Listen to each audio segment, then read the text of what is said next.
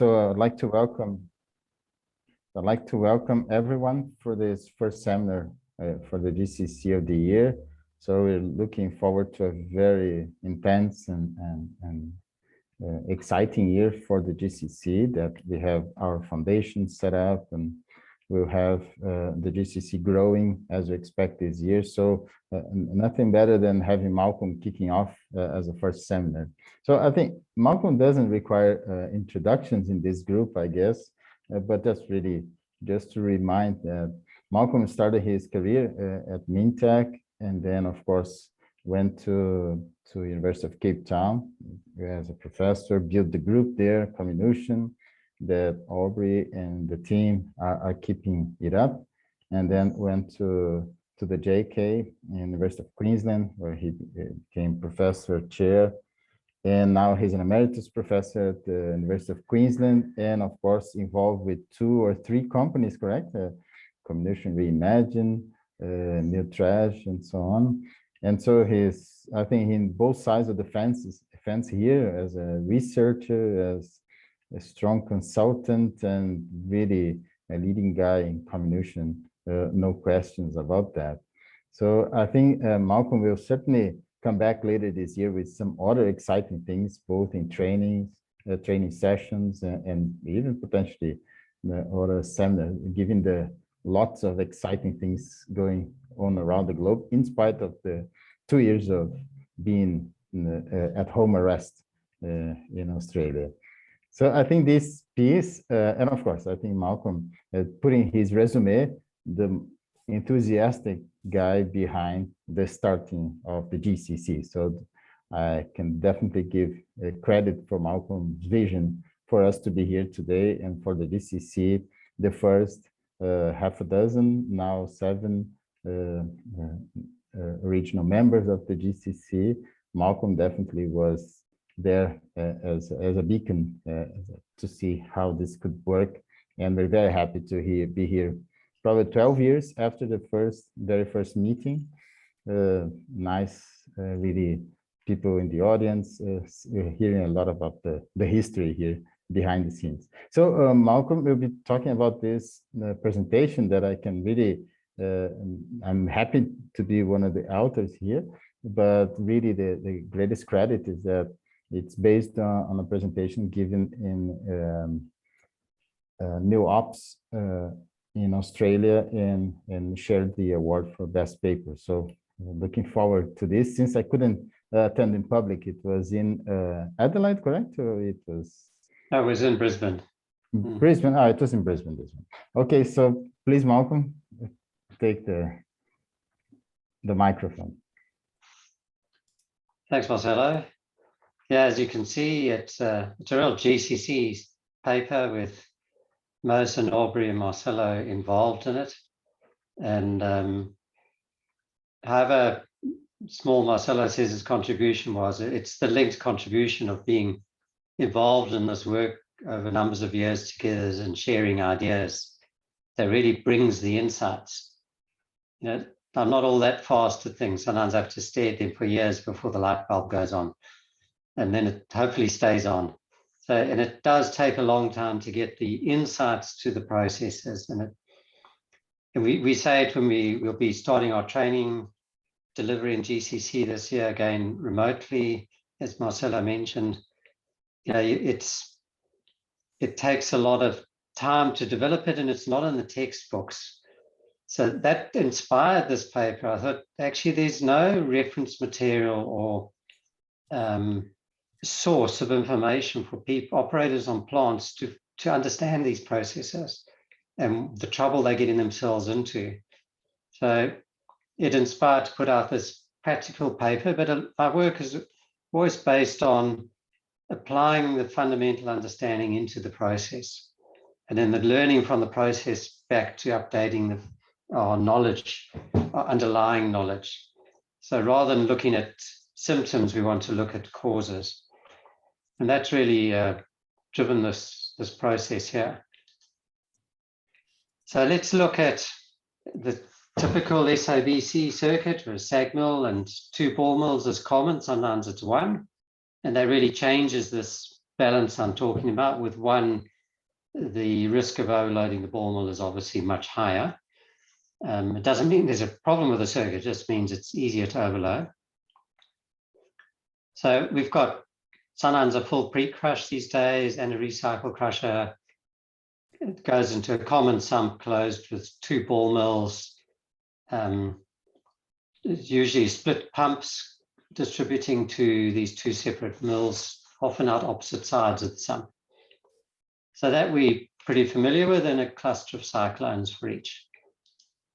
So what we have been doing over time is understanding the mine to mill, which came out the JKMRC in the late 90s, was how much benefit you could get from blasting finer. And a lot of people talk about the P80, that this is your benefit you've got from your blasted. You do a mine to mill project, you blast finer, and the P80 drops. Actually, the magic of the blasting in mine to mill is actually you increase the fines. I might have slightly exaggerated here, but you increase this stuff, which takes the work away from the mills. This pushes up the throughput of the SAG mill, but doesn't take much work away. You've put actually not much more energy into the system. And I often say there's no free lunch. You've got to put the work in to produce the fine product. And so it still has to be done somewhere. This doesn't give you much reduction in energy requirement in the circuit to reach the same product size. So a lot of mine to mill work gets a big boost in throughput, but there's a deafening silence about what happened to the product size. And it's usually something around, it got a little bit coarser, but our recovery didn't go down. So it was all good, and we move on, which is fine in a pragmatic sense, but not actually understanding how much more energy you would have needed to maintain the grind size for that increased throughput. And then we see the recovery suffering because it's uncontrolled, it's not understood. So the mine to mill blasting implementation is really useful. What we have here, and I'll use this a few times, is the media size is kind of 90 millimeters up to 250, 300. Above 300 is just too big. It lasts too long in the mill. So that's really a media size. Then we have down below somewhere between 25 and 60 millimeters, what's called critical size. This is quite dependent on the competence of the rock. The critical size is just in a size range that still takes a lot of energy to grind it down, and so it might require abrasion to break it down. And it's got a lower rate of breakage from single particle being crushed breaking. When it gets down into this region, you start getting a really high grinding rate in the SAG mill, and so the production rate is higher. So that's really why this range builds up. So if you have a lot of material in the size range, it slows the milling rate down, and that's the classic mine to mill. Is you can reduce your course, but if you don't watch what you're doing, you actually increase the amount of critical size. It moves it in the opposite direction to where you want to be. So that one has to watch out for. So that has actually had positive and not so positive effects. The one that really moves in the wrong direction is when you go to pre-crush. So you'll notice here you've still got media. So there's my mine to mill. You've got plenty of media. And you go pre-crush, you kill the grinding media, and you just stack up into the mid-size, critical size. So you end up putting bigger pebble ports on, more recycle crushing, and often opening up the grates, the screen size or trommel size to the ball mill to cope with this. So it's a coarse feed ball mill, push up the ball load to crush the stuff down, grind it down. So the trouble with pre-crush is it takes your media away, and you end up having to go to a really high ball load to get the throughput, because you don't have rock grinding media. So the cost goes up because you have to have a higher ball load, your energy efficiency changes, and you actually got a whole heap of material just where you don't want it. So ironically, a lot of pre-crush become really dependent on the recycle crusher. They need to get the pebbles out and crush them yet again. because it's pre-crushing into the critical size range. And this can be the consequence. So this is a mill crash stop. This is not grind out. This is a crash stop. And they just don't have enough rock media in the mill. So that can be a consequence. You're using balls to grind balls instead of to break rocks. And that's clearly inefficient intuitively. And then a consequence of this non-ideal feed size can be productivity opportunity loss. So you've got a 24 megawatt mill, and we're running down here between 21 and sometimes spiking up to 23 and a half. But the average is down at 21 and a half. So there's 2 megawatts sitting here in each of 2 mills. So that's 4 megawatts on average not being used. Ideally you want to be up close to your ceiling on power draw. And we acknowledge you can't do that consistently in a SAG mill. The feed is variable. But this is the opportunity. And when you're not using the power in the SAG mill, you're passing the work downstream. So instead of saying, well, we're getting the throughput, so this doesn't really matter, it is often a feedback I get. Say, well, if you could put the power back in here, you would save the ball mill having to do that work. So this moving it to being less efficient or overloaded with balls, underloaded with rock, directly has this consequence. Really, all the mills that are in that mode, I see they're not actually able to draw their power.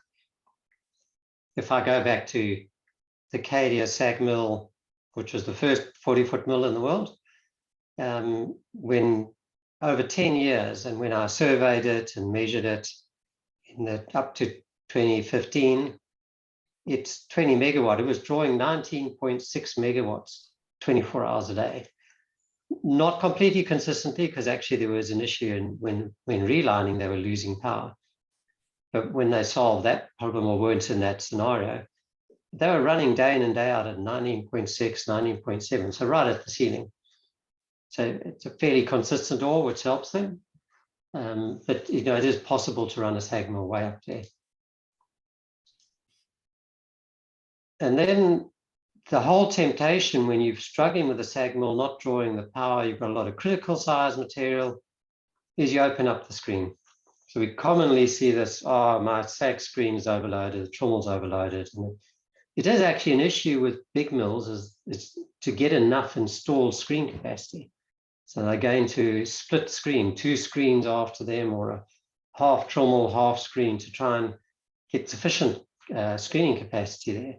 So they do tend to push towards a screening limit anyway. And when you start pushing out a lot of near size material out of the mill, they choke up.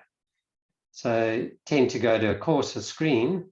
It's just 5 millimeters coarser. There's a small impact on recirculating load, but I get more through the screen. And there's just a tiny bit more stuff in the ball mill. The trouble is it's all at the coarse end of the ball mill. So you're loading up coarse material into the ball mill. And the ball mill does not like this stuff.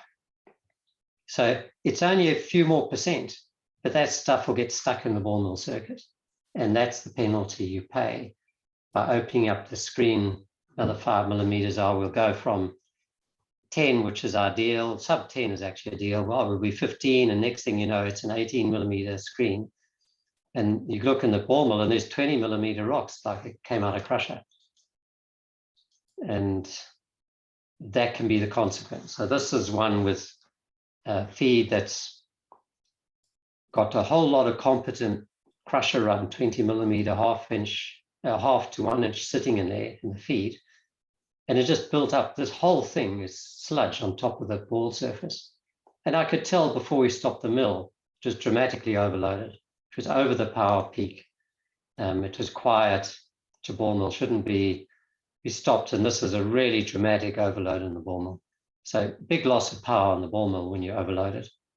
And of course, efficiency, because you've got all this sand. So the balls are grinding a big bed of sand instead of having a thin layer and the balls can contact.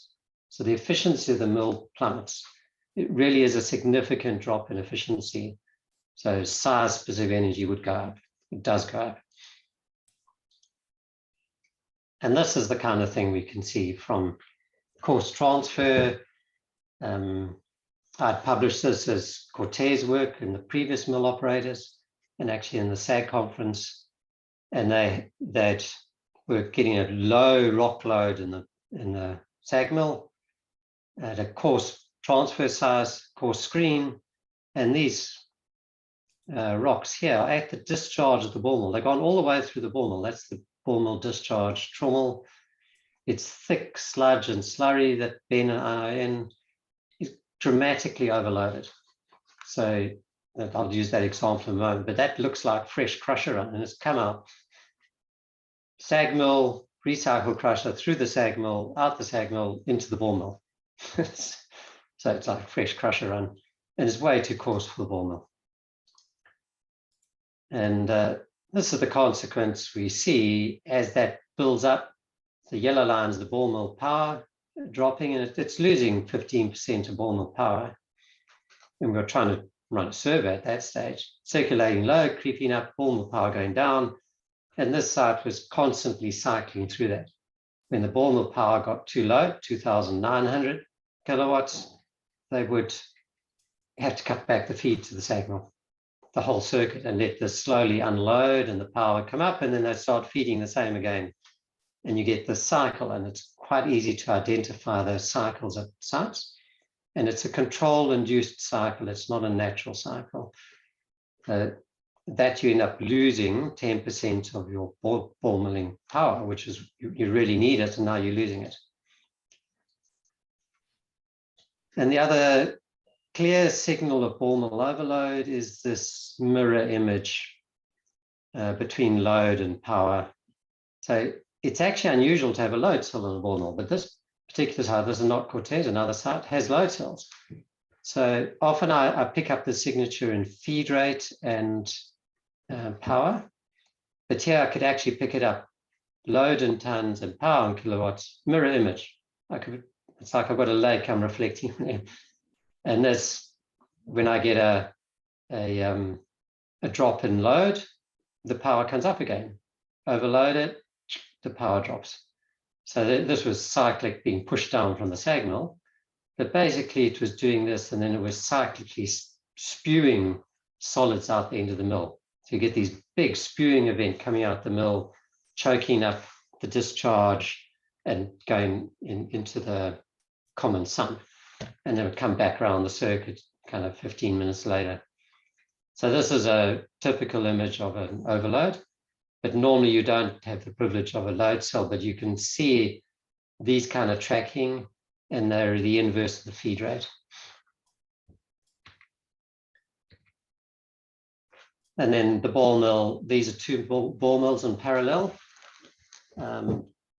being split by sumps. And you often see this, they clearly have different performances. The one we're getting quite good utilization.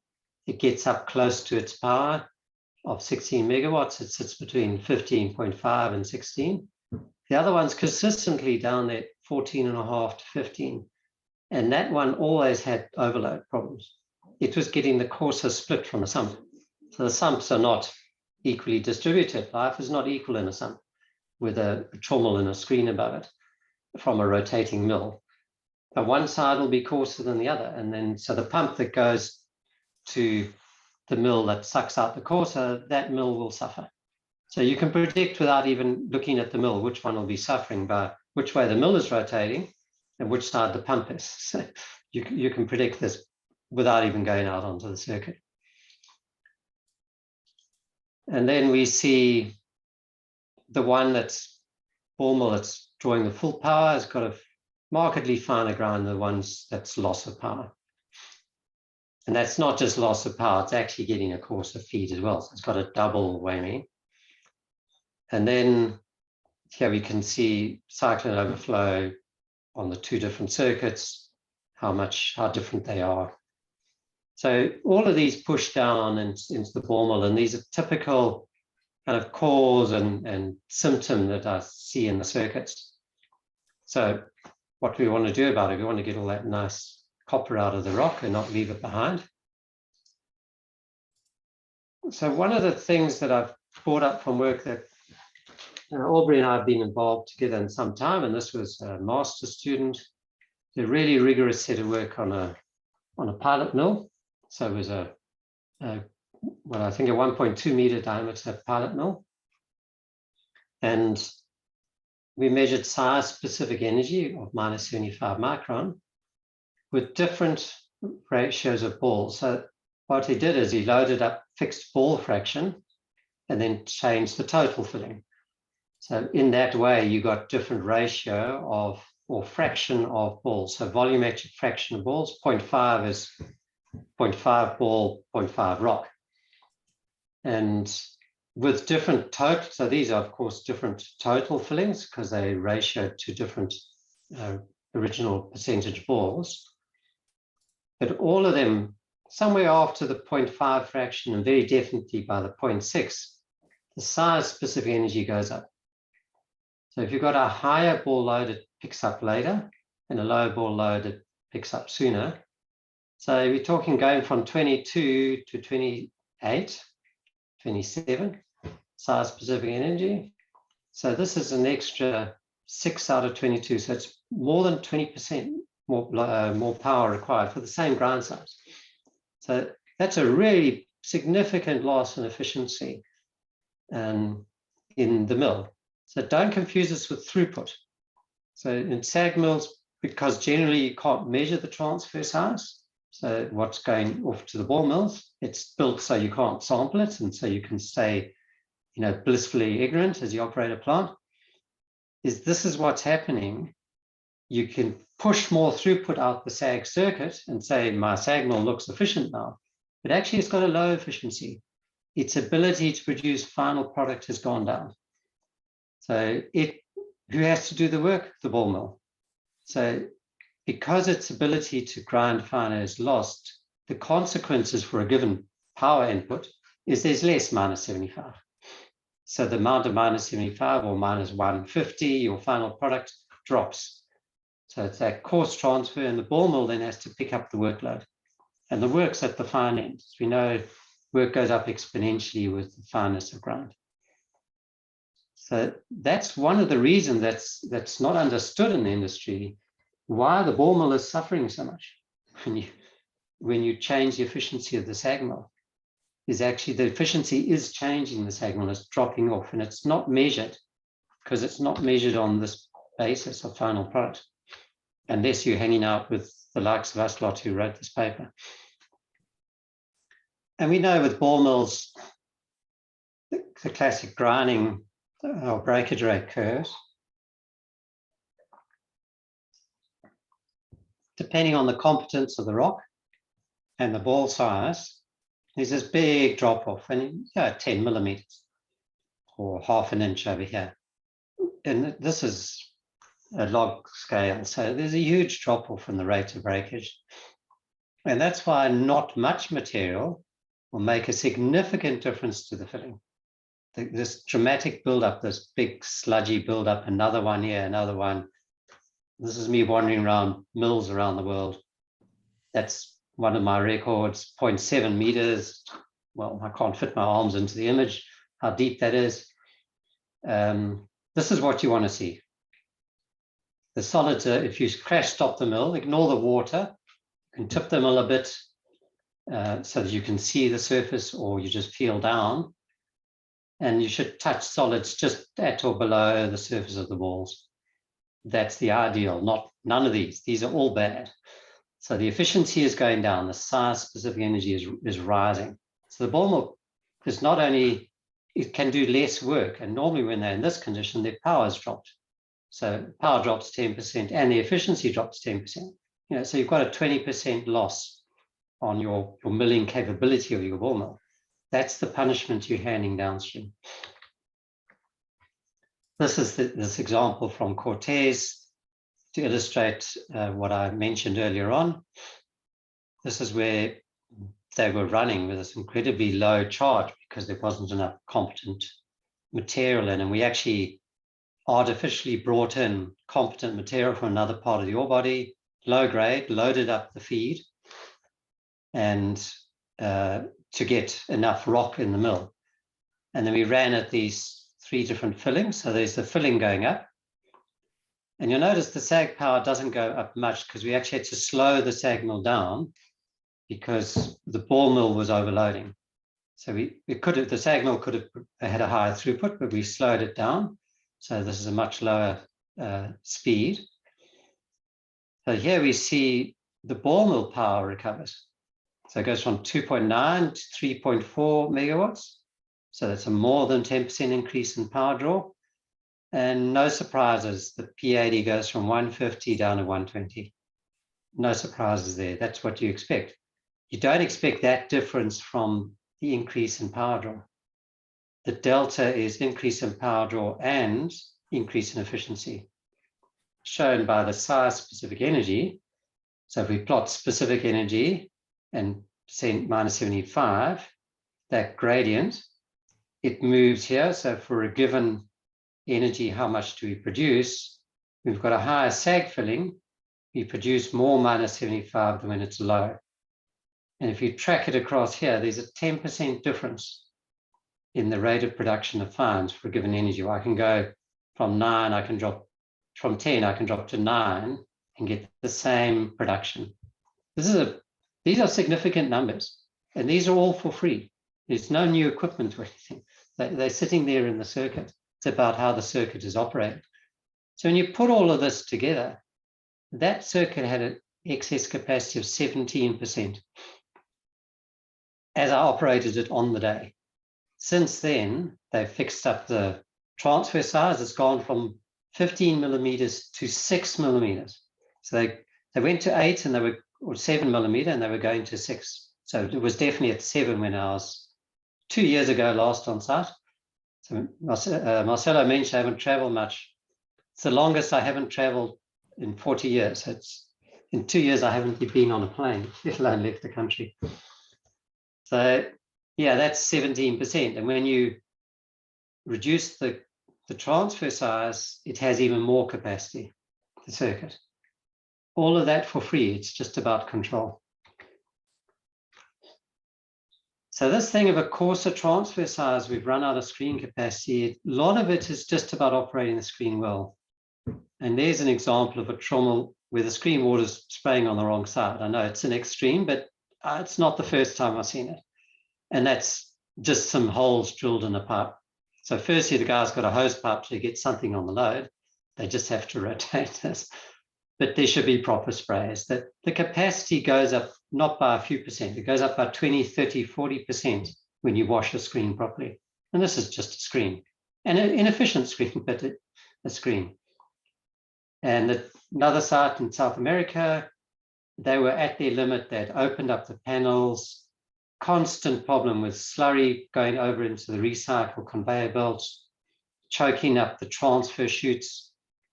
But they had like a couple of dodgy pipes with holes in them across the top of the screen.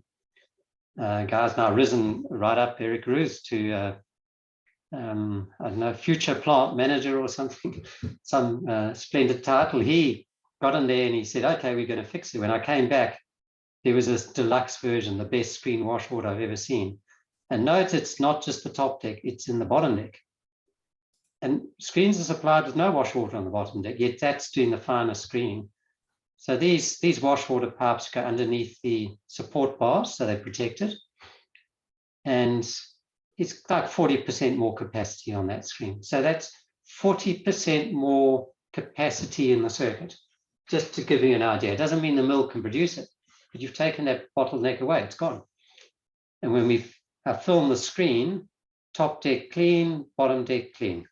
There's no carryover, no slurry. They're not actually using the full deck length. It's clean from way back, so they can actually feed more than they were there. So this screen is taking 3,000 tons an hour off that with circulating low. That's 3,000 tons an hour over that screen. That's it in operation there. And other things that really punish your circuit is this thing's variability in feed. This is a classic of 2 mills in parallel. They were dosing one stockpile and not the other, and you can guess which one they're dosing. And it doesn't matter what the trends are, but power and load are just all over the show. So they're not utilizing the available capacity. And they say, well, I need to keep feeding the mill. But if they slowed the mill down and kept it to load up, they'd transfer a fine, consistent product to the ball mill. They'd get a fine, consistent product to flotation, and they would get higher recovery. So, this is not a solution. And it happens on plants that have small stockpiles. You're trying to keep the mill running, but you can't create rock by dosing the stockpile. You have to change your operating strategy so that you don't need to do that. The ones that hurt the most are plants with really small stockpiles, and they just have trouble of balancing the feed coming from the mine and the feed going to the mill. And it just shows the penalty you pay if you don't have a buffer between the two. And the other is recycle crushers turning on and off. They put really big pulses into a system. So you can come and speak to Magnus and I about redesigning recycle crusher systems. They shouldn't be on and off. There should be continuous recycle, and you tune the amount that goes to the crusher, the amount that maybe doesn't get crushed and gets recycled regardless. So there are ways of tuning them, putting speed control to stop that problem. Slurry pooling, I'm not really going to go into, but it's another thing that really hits the ball mill. We see it hitting the SAG mill. You get a slurry pool. This has gone from 8.5 down to 7 megawatts. The difference is huge.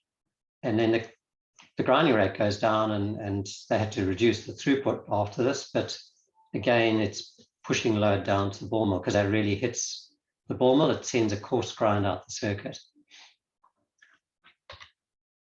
So things like spiral lifters to relieve that problem are the way to go. And the other thing that's seen repeatedly, and it's maybe even more than I did before, maybe because I'm looking for it, but it's regular for a mill to be way off filling. So there's a mill, they want to be at this level, they're at it. Here's me with Aubrey, and I'm on another site. You can get really serious surprises. The mill is completely overloaded, but it's gone over the power peak. So the power is not at peak, so they're feeding it more. And not understanding that relationship, and they don't have, if they've got load cells, they're not calibrated to an absolute filling. They don't know where the load cell reading should be. And this is 55%. This has already been ground down. It was at 62%, I think. And I had a catastrophic overload one on the site 3 years ago. It was at night. We weren't actually on site, but they went to 56% filling without knowing, with no awareness that that was happening. So this is from the JKMRC, the mill fit, and you can speak to Mosen about that. It's come out as a commercial tool now. So the mill filling inference tool, and their soft sensor taking load cell, bearing pressure, temperature in the bearing, lubricant is important. When you reline, so mass loss in the liners, rate you adding balls, historic wear rates, and then you can check it now and again at opportunistic mill stops to check it's well calibrated. So to me, it's an absolute must-have. Every plant should have something controlling the filling. It totally controls the plant. And again, when you're not controlling that, you're passing the work downstream. So we see this typical signal of bearing pressure and sag power between relines. Of course, the bearing pressure goes down because the mill is becoming lighter. But what we're seeing is this big loss in power after reline, and it's slowly regained, and it's lost, and it's regained. There's another example. So here we've got percent filling, back calculated after we calibrated the mill filling. Here's the relines, there's the sag power. So we could show that actually the filling was going from 18% up to 25%. And the site thought they were staying around here all the time. No, they were losing power not because of the liner design, but because of the liner weight wasn't being calibrated. So we ironically had low filling with a new liner, and the liners were getting hammered, and with a worn liner, the correct filling. So in this period, the ball mill is dramatically overloaded because the SAG mill's not drawing power, and so it passes a coarse product. And so the whole circuit starts going to, well, we need more recycled crusher, we have to have a coarse screen, we'll dilute the SAG mill to push the product out, and all of those pass down to the ball mill. And so we see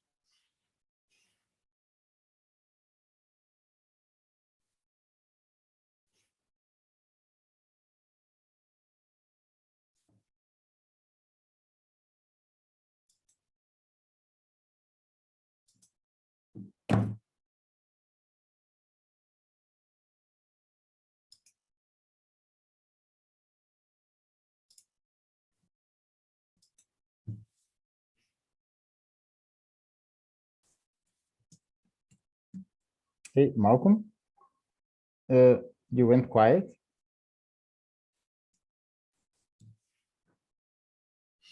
I was just going to ask Marcelo, my screen is frozen, but maybe it's Malcolm's end.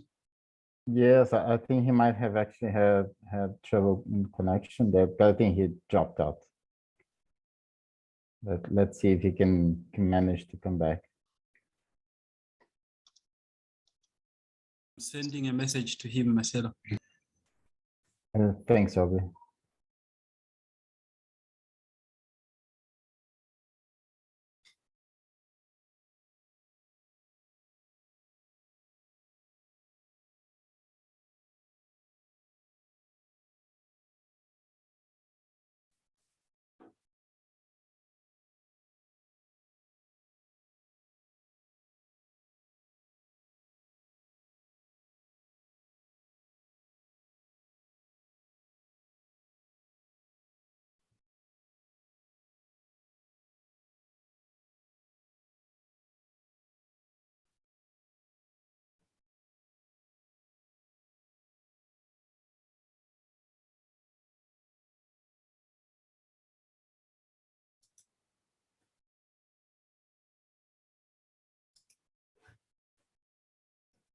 and you start video.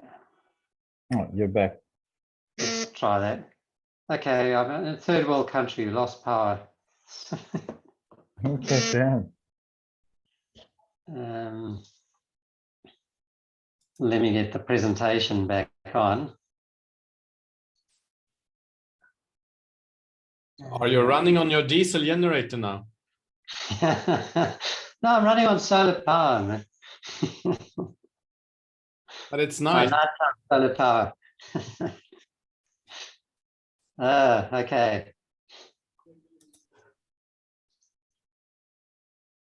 So just what those emphasize, that's not everything. I didn't want to give a whole SAG mill presentation, but the SAG mill is a really complex beast and non-intuitive. And so I find that in operations, it's people get lost. The operators get lost of what's causing problems and where the capacity limits are. And it's really common to confuse a SAG mill and ball mill. You know, what's the limit? It's quite common in the industry to talk about SAG limited or ball limited. But actually, often the ball limit is actually the SAG limit being dumped to the ball mill. It's not utilizing the SAG mill problem. Oh, the SAG mill's fine. It's the ball mill's the problem. And I just ignore them and go and look at the SAG mill and fix up the SAG mill, because the SAG mill is where the opportunity is. So it's really easy to get misled. This is a complex, it's intrinsically a complex system by a kind of mathematical definition. So they're tricky to control, and it's easy to get clouded with what are the issues. Let me get this off. What are the issues that are really affecting your circuit? Okay, so We can't see your slides. that's odd. Okay, good point. Let's try that again. Now you're sharing again. Okay, it's working. Yes, we are seeing something. Okay. Didn't realize that. I thought I'd shared.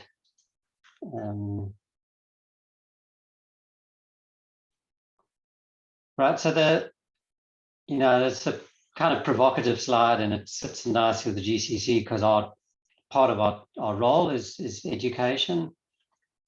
And I really see technical skills and staff levels going down with reason cyclic employment. Best employees think, I'm not staying in this industry. They retrench us every 5 years. Reliance on outdated tools and databases. So when you're locked into databases, you have a relationship between bond work index and your performance, or drop weight test, your performance, or SPI. You're locked into the inefficiency you've been at for the last decade. There's no upside because you're saying, oh, that's what's achievable. So you get locked into whatever was wrong in the past, you think is okay because you're comparing yourself to the past. And this accelerated expansion with the cyclic metals prices is, the classic was in the early 2000s. Gee, the copper price went through the roof and we must have a new plant running in next week. So I'll quickly copy one we've already got, shove it up on the hill and get going. And what we found is recycle designs off the drawing board. And you go and look at the plant that was designed for, and they've modified and fixed a whole lot of things, and they didn't even get into the plant next door with the new plant. So the upgrades that had to implement weren't even in there. So, a bit scary that we're in an industry that does that. So very good. The green is massively higher throughputs, which has transformed the industry. But now we've gone into sacrifice and recovery throughput. So we're getting more metal just by getting more throughput, but not by recovery improvement. And my whinge as a long-time researcher is low investment. We look at our industry compared to others, what's invested. And the investment is not in the future. It tends to be, and let's just consolidate where we're at. It's a risk-averse industry, long timelines, but kind of short glasses when it comes to looking at where we're going to invest in technology. So we lack process dynamics, blending, variability, controllability, where I can list more. It's horrifying to think what we lack when we design plants and try to optimize them. This clearly is our mission. This is where we're at and are working on. But the consequences, what I'm presenting here is really low levels of effectiveness in the industry and operators not understanding how inefficiently they're running a process. So let's see what the consequence can be. This is kind of slightly modified, but it's real data from plants. So this is not, I just made up low numbers. These are actual average over a year, so per annum average. 2 SAG mills, drawing 15 out of 20, drawing 16 out of 20. Crusher drawing 230 out of 600. Ball mills 9.5 out of 12. This one 10.5 out of 12. I can tell you which one's getting the coarser feed from some. So there's 13 out of 84 megawatts. So these guys, they wanted to put a third ball mill in. I said, but you've already got a third ball mill. It's sitting here in the circuit, 13 megawatts. It's bigger than these ball mills. Why do you want another one? And it really hits home when you think of it that way. How much of this very expensive equipment you're not utilizing. I mean, look, this is 5 megawatts, this is 9 megawatts not utilized. And that's a huge amount of power and expensive equipment. So we should get in the power back into the process.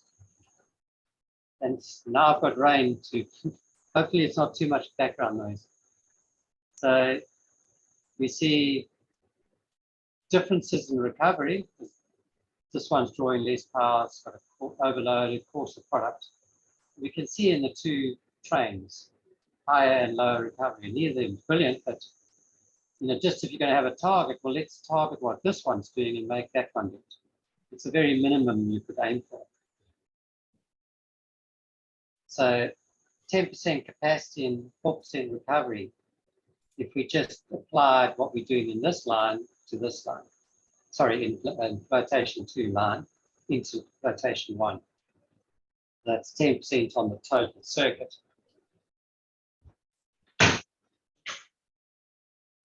Just shutting out the rain background noise. This is full entertainment for this presentation. That's the order of magnitude of the opportunity, and it's a way of thinking about it, because if that's the prize, what are you prepared to do to invest in that? And it's usually not new equipment. It's about how you operate. And so let's look at the way we could go. This pre-crush you would have picked up, I really don't like. So the issue around where you put the material, if instead we put a screen and send oversize, by the way, I don't like grizzlies, but I was looking for a primary screen, didn't find one. We send oversize straight to the sag mill and it forms grinding media. The trick of the mid-size is we can set our crusher much finer. So the stuff that's going to pre-crushers is too coarse. So you've got to open up the crusher. You're running they're big cone crushers, but they're kind of over the operating limit. And they've got really coarse material coming in. If that 3-4% you send this way, you can drop your closed side setting down to 12 millimeters. And it's at the right size for recycle. So actually you share them. Instead of I've got a recycle with this, I've got one set of crushers, they're common.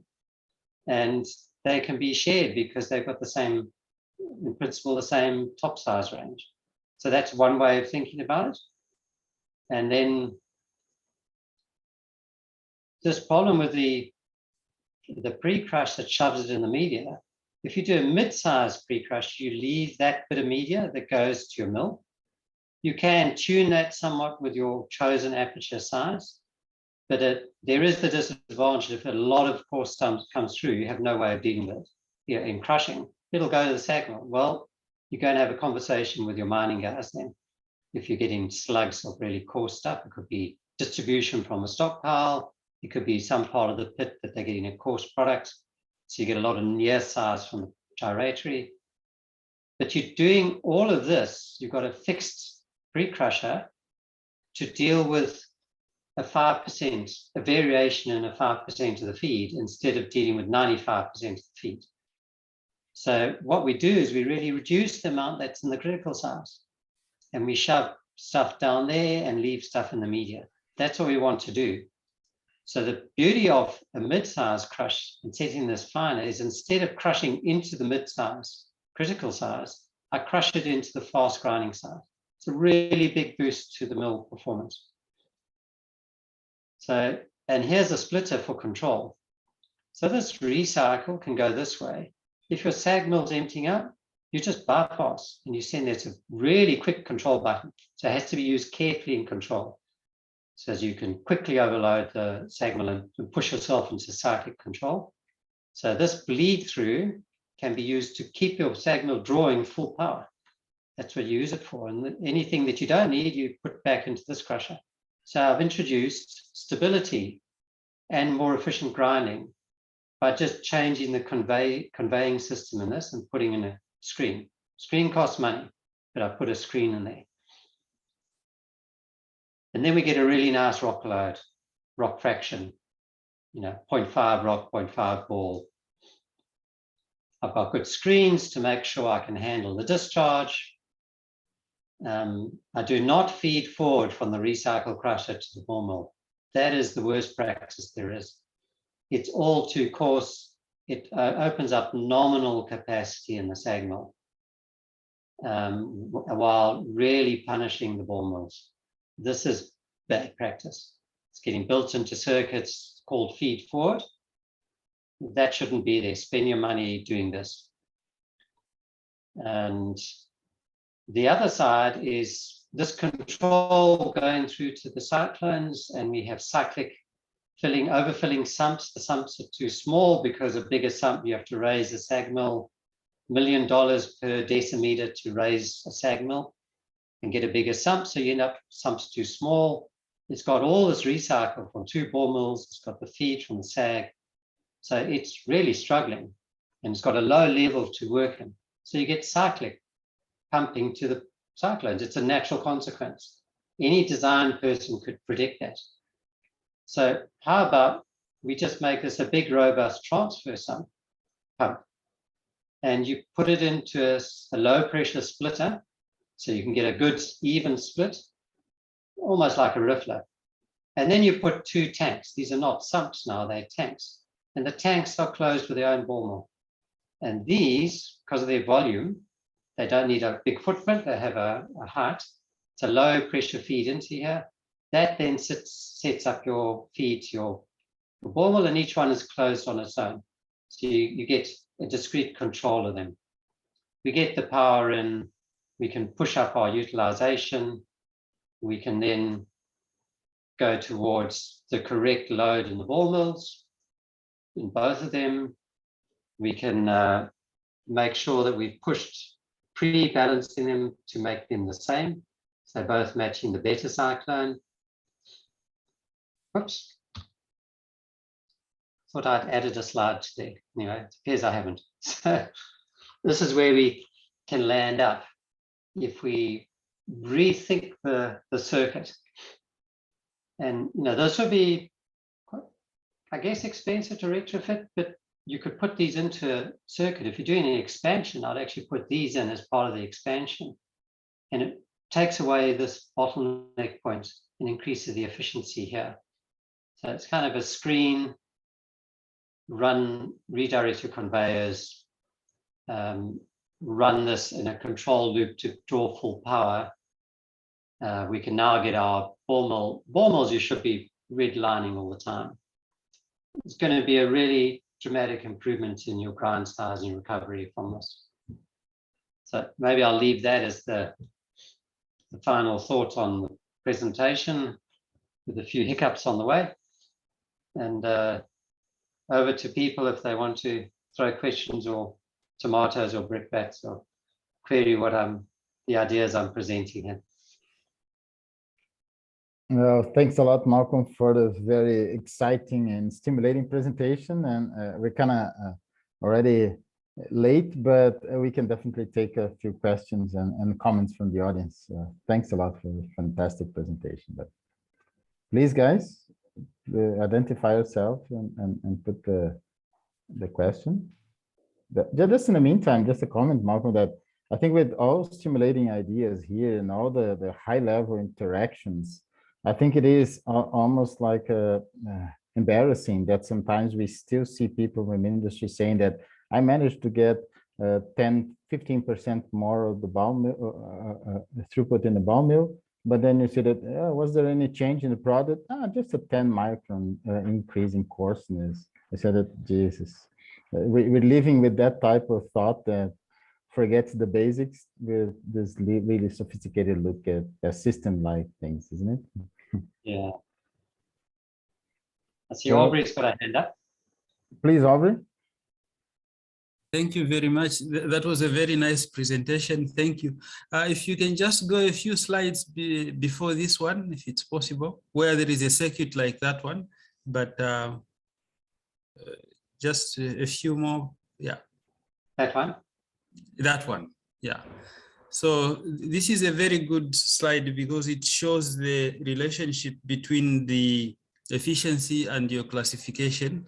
And if you look at the recycle load in the two parallel circuits, can you just comment on the indication of the recycle load and the power and the screen oversize from the side? Yeah, I actually forgot to comment here. Look at the difference, 250, 450.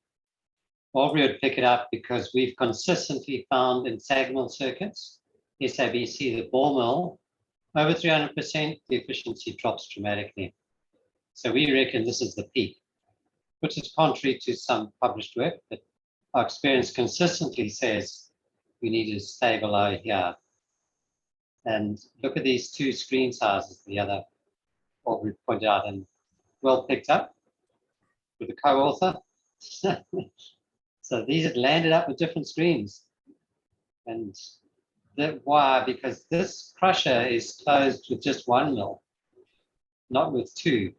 So one of the recommendations is actually split it back to both. So they're running this crusher inefficiently and sending rather coarse feed back to this mill, product from the crusher. So that passed on directly through this line, which made this line inefficient. Well, good pickup, Aubrey.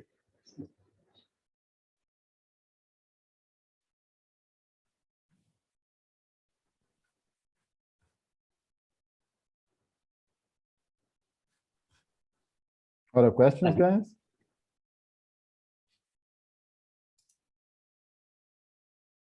Yes, Jason, you had a question? How's it, Malcolm? Thanks for the interesting talk. I just wanted to get your thoughts on if you have any experience on possibly adding a coarser top size ball in the ball mill with the sort of a graded charge to assist with any top size material. I have, and it is to compensate for this problem. So plants do see a positive influence. However, they will compromise final grind. So it does help when you're stuck in this situation, but it's not the best solution. So there are definitely companies that come back with that. And I know, Marcelo, you should be able to contribute to that answer as well. Yeah, absolutely. I think looks like the no-brainer, which is obviously as cats coming out of the mill, increase the top size, but in the long run, definitely you end up losing product fineness. And I think in a circuit like this, or in any circuit, I think it's always better to see the way to look upstream, how to really put back the ball mill into its ideal size range. Fully agree. I always say that people asking me is, instead of increasing the top size of your balls, decrease the top size of your feet, and you'll get a double win. So, yeah, Magnus. Yes, one reflection I have when I see your proposal is that the problem is that it's easy when you do electronic circuits. You can easily bend your lines on the circuit board, and if you have pipes, it's also easy. The problem is when we have conveyors, right? And to go around the mill, it's not easily done because the conveyors are not bendable. So what's your reflection on that? Because I like your proposal here that like you split there and avoid the pre-crusher, use a mid-crush instead to keep the media and so forth. But we come back to this logistic problem. How do we get around in the plant with the conveyors? Yeah, so in this plant, the conveyor exists and it goes to a recycle crusher. And actually there's a site, 3 recycle crushers, and they want to do a mid-size crusher. I said, well, just send it to the 3rd recycle crusher that's never used and feed it into the plant there. So they would convey into that bin, but they normally have a good exit route to get pebbles out, and then you're in the clear. So you got caught up in the mill. They build them to get that stream out. So I've not seen an issue with getting the recycle. I guess it shouldn't be, but I could imagine that decision makers may say it looks too complicated, and then they go for a simpler solution, but they lose on production efficiency and utilization instead. So there may be a pedagogic challenge here. Yeah, this is really challenging the industry as well to propose this. And Aubrey and I came up with this at Kanshansi site, dramatically undersized sump, constant problems, really inefficient cyclones. And we stared at this and said, well, what you need is some feed tanks. And as far as I'm concerned, it's a brilliant idea. That's how we should build the plants. But it's more capital. But in fact, if you look at the benefit in control, you're going to make that back. Because now this is our rugged transverse pump. It doesn't have to carry a head. So this I'm very interested in doing the financial analysis around that. In fact, one of my students is doing that. Jeremy is doing it in his PhD, is analyzing this as an option in a circuit. And your comment there for better controllability, that's also valid for, well, crushers, obviously. They also need bins if it's a recycled crusher, but they seldom have. The problem that, leaning on old tools that don't have dynamics in them, when you do a design engineering simulation of a plant, you don't pick up the punishment of having a plant that's unstable versus a stable one. So it doesn't come out in the economics. And that's where I felt we can really play a role, is to be able to demonstrate this instability of that versus the stability of this, what's it worth? You're going to get a few % more recovery. We know that, but we don't have it in our models and we don't have clear demonstrations of it. That to me is where we could really bring a lot of benefit to the industry, is being able to put that in as a way of demonstrating the costs. And then, the accountants are on your team immediately when they can see it. But before that, no, that's just a waste of money.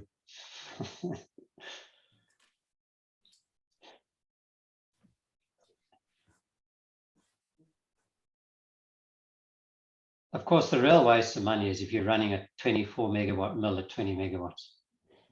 Boy, have you wasted your capital there. You might as well got a smaller mill. That's the way around I put it to them. So But one other question, Malcolm. The graph you showed with the sorted data, they all have inclinations. So there is no typical operating point. It was on one of your first charts. Yeah. I find that interesting that, that this is based on monitoring signals, and it means that we are all over the place. There is not, what would you call that, a common representative operating point. I mean, that would be the type of example you're looking at would be. Take the utilization graph on top there. So they are all on an incline. There's no flat sections. Yeah, and isn't that strange? I mean, we see that everywhere. It's quite annoying. I'll scroll through to the ball mill on this circuit, and you can see. Sorry, it was many. I should have gone out of the presentation, but here you can see that circuit. They are trying to control the ball mill here between 15.5 and 16. It could be tighter, but that's clearly where they're trying to operate, as opposed to that SAG mill where it's just a drift. It's just drifting over 3 megawatts. Doesn't look like much because it's got such a big scale. It's a 3 megawatt drift. Whereas they're clearly trying, at least they're trying to keep that ball mill loaded up and failing on this ball mill. Yeah. Okay. Well, guys, I think it was really exciting. Thanks a lot, Malcolm. So a big hand to Malcolm here for his fantastic seminar opening the year for the GCC. Thanks a lot, man. And well, in 31st of March, we'll have the second seminar for this year, and we're looking forward to have you back. So if you have other questions, please send Malcolm by email, because we're kind of already late here in the hour. So thanks everyone for coming. Thanks, everyone. Cheers. Thank you, everyone. Thank you, Malcolm. Thanks, guys. Goodbye. Have a good day. Thanks, Malcolm. Thanks for the presentation. Thanks.